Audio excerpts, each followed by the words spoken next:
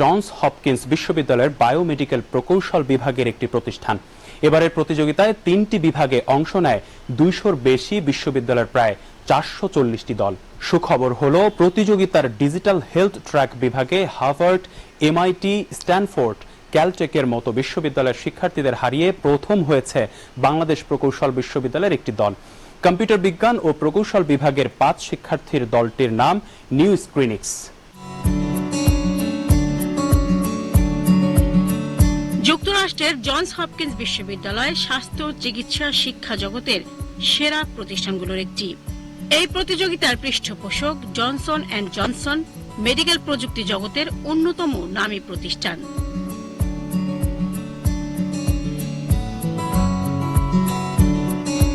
যেদিন চূড়ান্ত পর্ব অনুষ্ঠিত হলো সেদিন নিউ ক্লিনিক্সের কেউই ভাবতে পারেননি যে তারা প্রথম হয়ে যাবেন, কিন্তু সবাইকে অবাক করে দিয়ে বুয়েটের এই 5 শিক্ষার্থীর গড়ে তোলা নিউ ক্লিনিক্স জিতে নিয়েছে সেরাদের সেরা পুরস্কার। পুরস্কার হিসেবে তারা পেয়েছে $5,000 বা প্রায় 6 লক্ষ টাকা। নিজেদের পড়াশোনা ও গবেষণায় এই অর্থ কাজে লাগাতে চান তারা। কি নিয়ে গবেষণা করে তারা এই পুরস্কার পেলেন তা জেনে নেই আগে। সহজ করে বললে প্রাথমিক পর্যায়েই স্তন ক্যান্সার শনাক্ত করার এক প্রযুক্তি উদ্ভাবন করেছে নিউ ক্লিনিক্স। এই প্রযুক্তির মাধ্যমে একজন নারী নিজেই স্তন ক্যান্সারের লক্ষণ বা সম্ভাব্যতা যাচাই করতে পারবেন। বাংলাদেশের আর্থসামাজিক প্রেক্ষাপটে নারীর অবস্থান চিন্তা করেই ভবিষ্যতে প্রযুক্তিটি নিয়ে নিজেদের পরিকল্পনা সাজাচ্ছে দলটি। আপাতত ছোট পরিসরে হলেও দেশের প্রত্যন্ত অঞ্চলের নারীদের স্তন ক্যান্সার নিয়ে সচেতন করতে চান তারা। এরপর নিজেদের প্রযুক্তি পৌঁছে দিতে চান সাধারণ মানুষের দোরগোড়ায়। যেসব কমিউনিটি ক্লিনিকে বা বাংলাদেশের প্রত্যন্ত অঞ্চলে ম্যামোগ্রাফি এখন পর্যন্ত পৌঁছেনি, সেখানে প্রি স্ক্রিনিং হিসাবে আমাদের এই যন্ত্রটি কাজ করবে।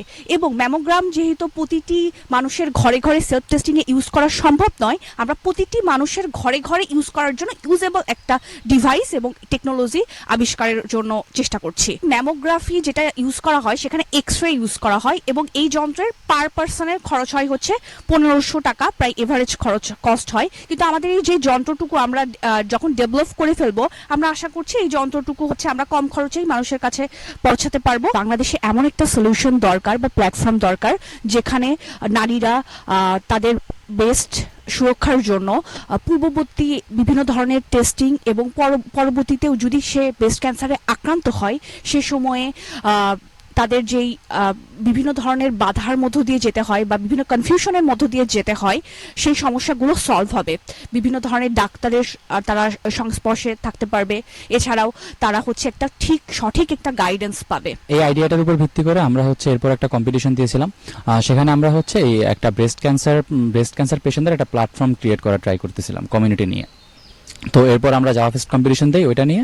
তো সেখানে হচ্ছে আমাদের কিছু ল্যাকিংস রয়ে গেছিলো, এই কারণে আমরা হচ্ছে কম্পিটিশনটায় খুব বেশি ভালো করতে পারি নাই। তো এরপর হচ্ছে আমরা আরো 2-একটা কম্পিটিশনে কন্টিনিউ করি, আর সাথে সাথে আমাদের আইডিয়াটা হচ্ছে আরো রিফাইন করতে থাকি। আমরা কিভাবে একটা মানে ফুল ফ্লেজড হচ্ছে একটা সফটওয়্যার এবং হার্ডওয়্যার এবং আমাদের যে রিসার্চ আইডিয়াগুলোকে আছে সেগুলোকে হচ্ছে আমরা একসাথে আর কি কম্বাইন করে একটা ফুল ফ্লেজড আমাদের একটা আর কি টেকনোলজি হিসেবে আমরা উপস্থাপন করতে পারি। তো এজন্য হচ্ছে আমাদের এই বছরের শুরুর দিকে হচ্ছে জন হপকিন্স থেকে ওরা আর কি ওদের ওয়েবসাইট একটা দেয় যা ওরা একটা কম্পিটিশন করতে যাচ্ছে, এবং সেখানে আসলে আমাদের গ্লোবালি অলমোস্ট সমস্ত ইউনিভার্সিটি এবং আদার যে ফেমাস কলেজগুলো আছে ওরা হচ্ছে পার্টিসিপেট করে। তো আমরা ওখানে আর কি আমাদের ইনিশিয়াল যে রিসার্চ আইডিয়া এবং আমাদের ফুল ফ্লেজড যে আইডিয়াটা আছে সেটা আর কি আমরা সাবমিট করি ওখানে। ডিজিটাল হেলথ যে ওদের ট্র্যাকটা ছিল, তো সেখানে হচ্ছে টপ 6 টিম হিসেবে আমরা আর কি সিলেক্টেড হই। আমাদের যে প্রজেক্টটা রয়েছে সেটার মধ্যে যে হার্ডওয়্যার পার্টটা রয়েছে, তো সেটার একটা বিশেষত্ব বা ইম্প্যাক্ট হলো যে প্রথাগত যে ম্যামোগ্রাম টেকনোলজি রয়েছে সেটাতে হলো ক্ষতিকর এক্সরে ব্যবহার করা হয়।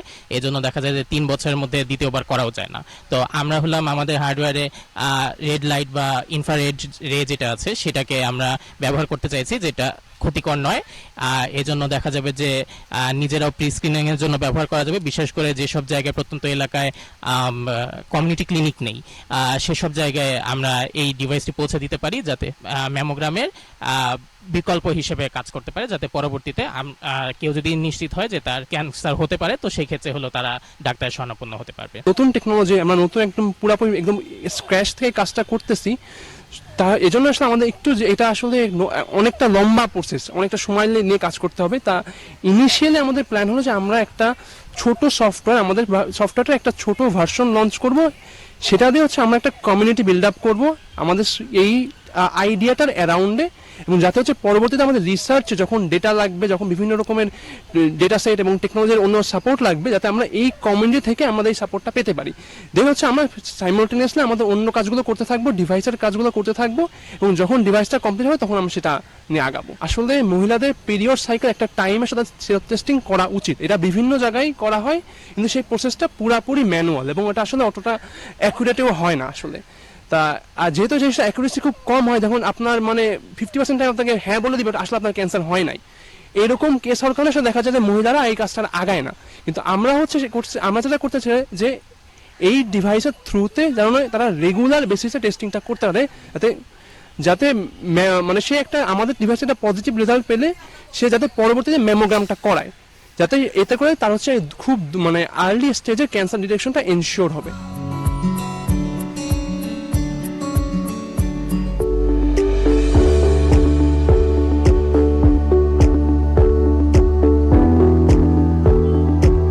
বেসরকারি প্রাথমিক বিদ্যালয়